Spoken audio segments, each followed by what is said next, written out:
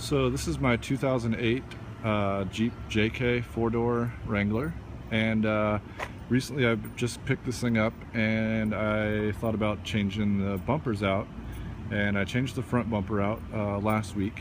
But I had a friend, when I was telling him what I was doing, tell me about this project that he had seen online where somebody left the Jeep back bumper stock for a specific reason, and that's what the stock bumper looks like on a Jeep Wrangler. What somebody found out is that the bumper is hollow plastic, and if you plug a few holes on the bottom, it'll hold about 8 gallons of water, which seemed kind of neat.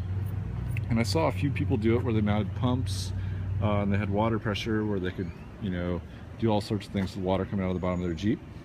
But I went ahead and did things a little bit cleaner. I installed like a flange on top for, this is where you'd fill the water tank basically. And this is a Scout 80-800 flange off one of the Scout vehicles. It's hard to find a flange that was this small. And then I just painted this cap blue so that it kind of represented water. And it's just like a standard, I think the ones that fits this is out of a bulldozer. And then I went underneath the Jeep, and let me see here, I mounted a pump down there, which you can see there. I saw another guy's video online where he had the output of the water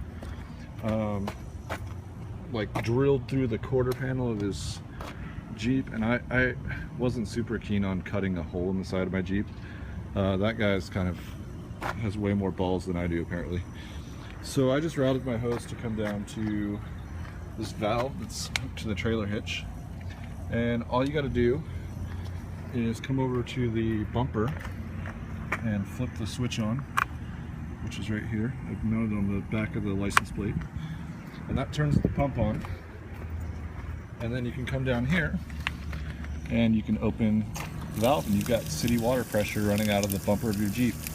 And if I turn the water off, the pump actually cuts off, and it only cuts on when it needs to pressure up.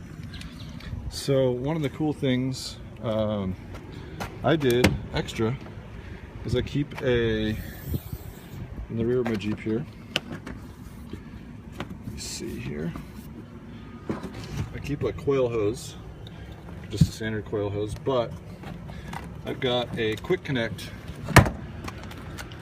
mounted on it, which is right here, and all you do is pull this back. And so with my spigot, you can just pull this off, click it on.